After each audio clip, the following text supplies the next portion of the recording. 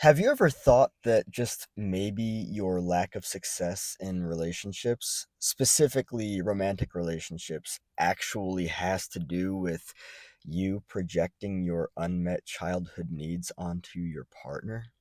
The more I heal, the more I do inner child work, and the more I look at, individual needs, the more I realize how much throughout my entire life in my relationships I have projected my unmet needs onto my partners, right? But the thing is, that hasn't entirely been the reason that they haven't worked.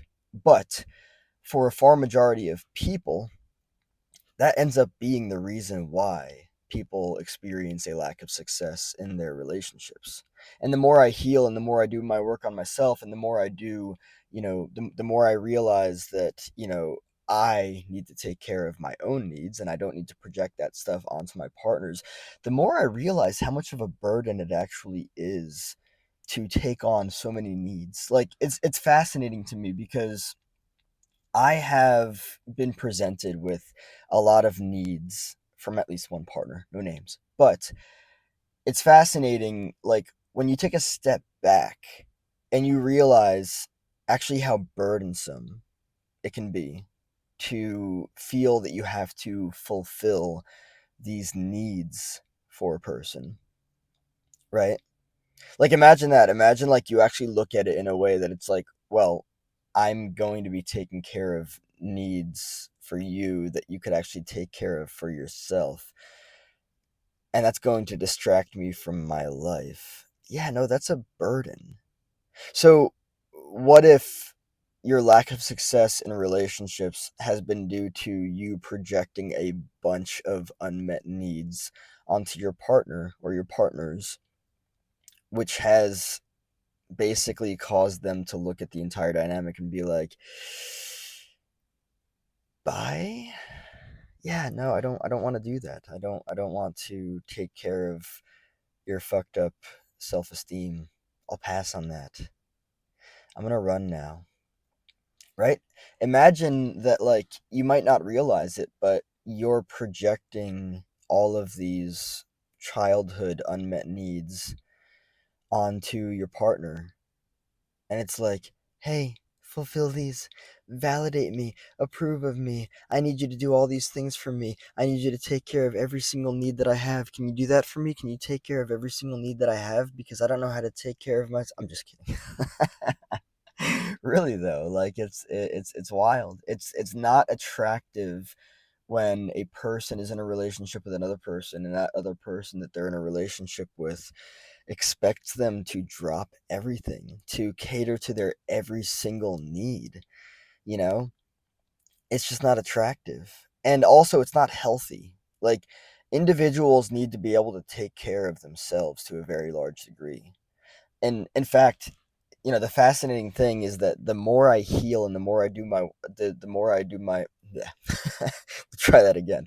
The more I heal and the more I do the work on myself, the more I realize that healthy individuals don't have a bunch of needs that they need other people to fulfill for them. They're healthy boundaried. They are healthy individuated. They are healthy differentiated, right? I mean, I don't know if there is like unhealthy in any of those means, right? But they're definitely not looking for another person to take care of a bunch of things for them. They're not. They know how to more so the reason why they have, another person in their life is because it complements them. It doesn't caretake them. It doesn't, have all these things that it requires. It just simply complements them. And sorry, my nose itches. The beautiful thing about it too is that it's like a walk in the park. So when you find one person that is healthy boundaried, healthy individuated, healthy differentiated, another nose itch. There we go. Um, and then that person finds another person that is the same healthy boundaried, healthy individuated, healthy differentiated. They have a great fucking time together, and neither of them burdens either with their shit. It's like, oh, I have all these things that I need you to do for me. No. My fucking nose. My fucking nose keeps itching. Anyway, Yeah, it's fascinating. So like the more I heal and the more I do the work on myself, the more I realize, oh wow, it's not my job to find somebody to take care of all of these things for me, right? Um Instead, it's my job to take care of myself to the largest degree possible. Well, like for instance, like it's not my partner's job to validate me. That's my job. It's not my partner's job to approve of me. That's my job, right? Yeah, if I were to have a partner, if I were to be in a relationship, um, like relationships are a matter of a good time, right? That's really what it's a matter of. It's a matter of having a great time together. And I'm just really starting to realize that when you project all of your unmet needs onto your partner, you're likely to cause a lot of burden for them, and you're likely to actually push them more away from you than, bring them closer to you.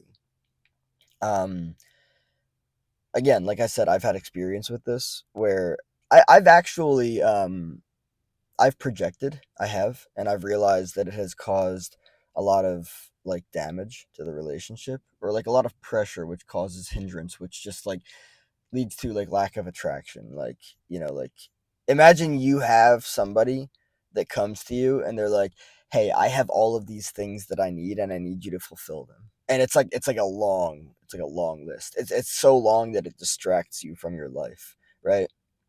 Um yeah, that's not what healthy relationships are about. It's not. And it's not a healthy thing to do to somebody at all. It's really not. It's a very unhealthy way to approach relationships. Uh, you're not supposed to caretake your partner's fucked up self esteem. That's their job to work through in therapy. You're not supposed to validate the hell out of them. That's their job to work through in therapy. And let me make this very clear.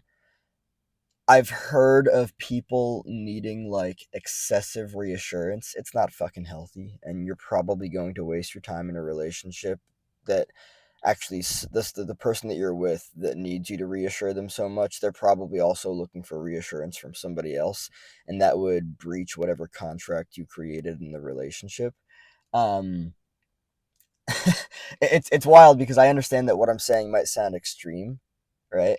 Um, but I've experienced all of this stuff in relationships, and I now understand that what is required um, for the relationship is the healthy balance, right? Not looking to somebody else to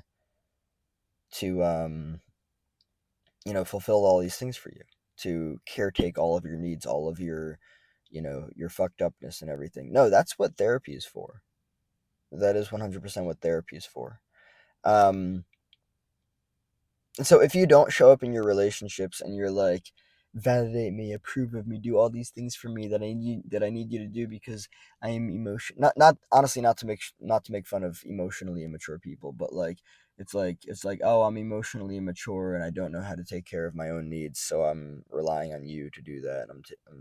I've literally been in at least one relationship with a person where it was just a massive list of needs and everything, like a physical list. Um, no names, but like it's wild how um like when you do that, when you project all of these unnecessary needs onto this other person, you need to understand that there's a good chance that it's going to drive that person away from you. Like that's not attractive. When you have a life, when you're creating for yourself, when you're at least, or when you're trying to create for yourself, and you have this other person who's bringing this shit to you, like, hey, I need you to do all this stuff for me. Shit, you're not a fucking receptionist. You're not working a job where you're getting paid. You're in a relationship where you're hopefully with a person that compliments you. And I'll make this very fucking clear, and I don't mean any middle ground on this at all. If you are not in that kind of a situation with somebody, run. get the fuck out.